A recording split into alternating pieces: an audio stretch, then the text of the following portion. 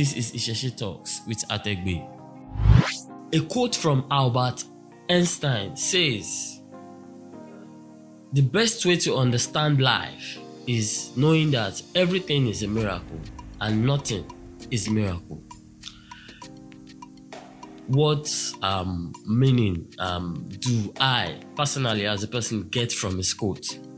My understanding of his quote from my own personal point of view is that miracles does not exist when we look at it from a general point of view. But when we look at it from a subjective point of view, miracles might be real in your own life. Who knows? But in my own life, I don't see things happening like miracle.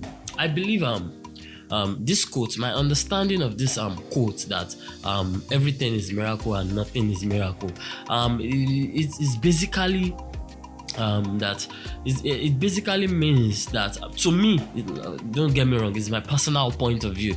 To me, I think it's trying to say there's a process to everything in life. I mean, that thing you call miracle, there was a process to it. Like, it didn't just happen. There was a certain process that built up to the point that it happened.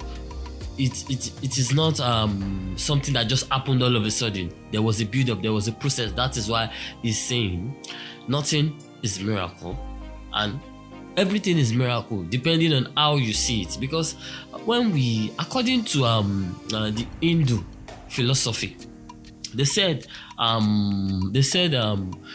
when our body is moving towards that state of higher consciousness, we start to feel joy, we start to feel less worried, we start to feel less worried about it, and we start to feel joy and light-hearted, to the point that we start experiencing meaningful coincidence. And this meaningful coincidence which we experience would build up to the point that would interpret some certain things in our life as miracle. This is according to the Hindu philosophy.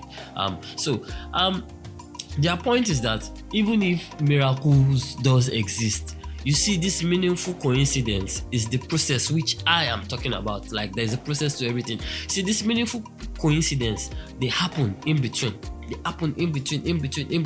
But according to us, as an Onisheshe, we don't believe in coincidence. Like, everything happens for a reason. We don't believe in coincidence. We believe things happen for a reason. So I don't want to confuse myself and the listeners. My point is that miracle does not exist, but even if it exists in your world, understand that there is a process to it. Like, there's always a process, like step-by-step process, and this process leads to that meaningful coincidence, which now gets us to that final point where we experience this miraculous experience. So let me give an insight from my own personal experience as a student. When I was a student, rather, I'm not a student anymore. Like, when I was a student, I'm still a student. Like, life is a teacher. We keep learning every day. So I'm still a student in that aspect. I'm just saying, when I was a student in school, in university, before I left Nigeria to go and study film and video technology at Cape Peninsula University of Technology in Cape Town, South Africa, I think a year before, I went for an IFA consultation, and the Babalawo said, you'd be going for a journey, and this journey you have to feed Ogun. Like, you have to feed Ogun with a I can't remember what I fed Ogun with, but you have to feed Ogun because you would face some obstacles there, and those obstacles would be really, I did not even know I was going to travel at that point. But let's fast forward. After 1 year, I traveled. I started having issues in Johannesburg, because the initial school I wanted to go was in Johannesburg. So I was having serious issues with registration, that I spent 1 year in Johannesburg and I didn't, the registration did not go through. So the following year, somebody introduced me to a school in Cape Town, and I did the registration. When I was about doing the registration, there was some documents I had to do affidavit for at the police station before sending in my registration. Before I say this, like, South African police are, from my personal experience, South African police are one of the most corrupt police. Like, in my own personal point of view, like, they would do anything to extort you. Like, I know this for sure about South African police. Like, I'm just talking from my own point of view. From another person's point of view, they might be good. So I went to the police station to get this affidavit done, and they started giving me series of issues. And these issues is something they could just look past. Like, they can just look past it, and they wanted to turn it into like a criminal issue. Like, I forged something, and like, they were giving me issues. They started saying they were going to open a case for me. I'm going to go to court. Like, they are going to remand me. I mean, they were already serious. They were already writing statements, and something just pushed one of them that let's go to the Home Affairs to confirm this document that they claim to be fake. So we went to the Home Affairs. The document itself is not fake. It's just an expired document which I have not renewed. When we got to the Home Affairs, the person in charge, when she saw the document, she knew it was expired. But she kept saying this document is not fake. Like, this is not a fake document. And she asked me, what do I want to use the document to do? And I explained to her, I want to use this document to do like a registration in school. Like, there's a deadline. If I don't do this registration, then I have to wait till the following year. And she was like, why are you inconveniencing this young man?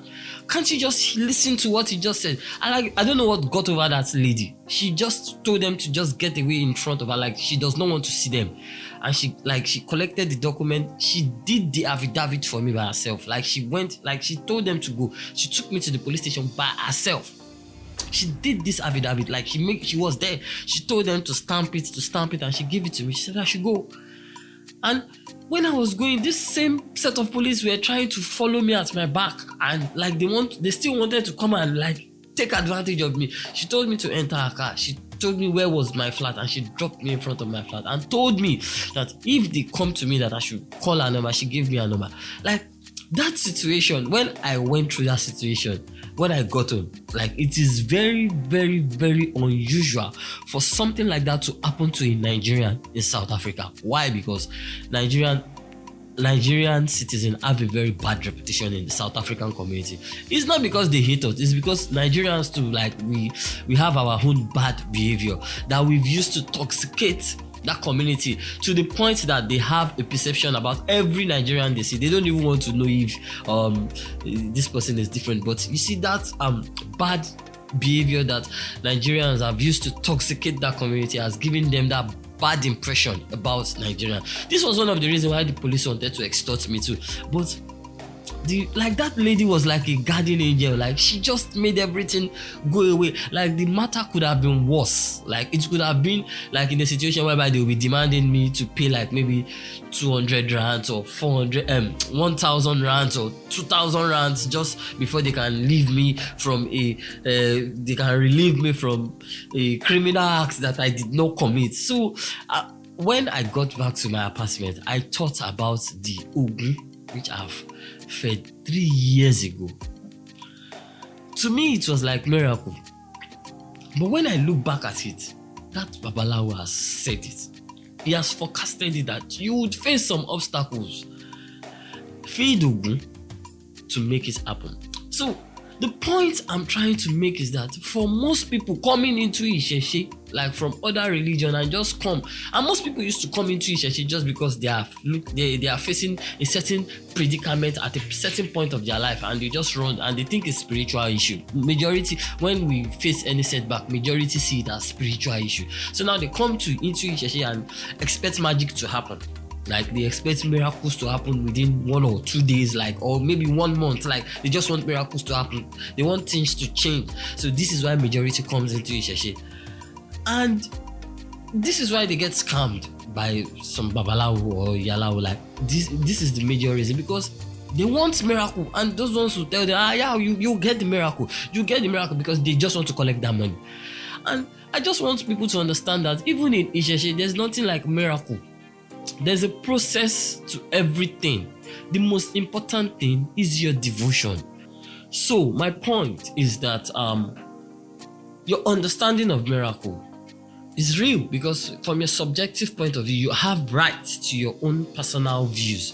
But my point is that miracle, understand that miracle you believe in, there is a process to it.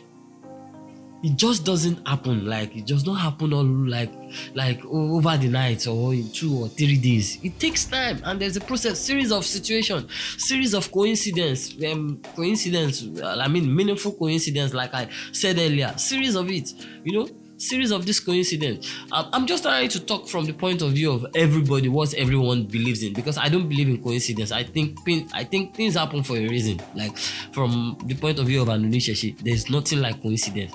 We are all actors and actresses. We are all actors and actresses in the script that was written and directed by Olodumare. Like we are actors and actresses in the script that was written and directed by Olodumare. So we are just playing our roles. So I don't believe I don't believe in coincidence.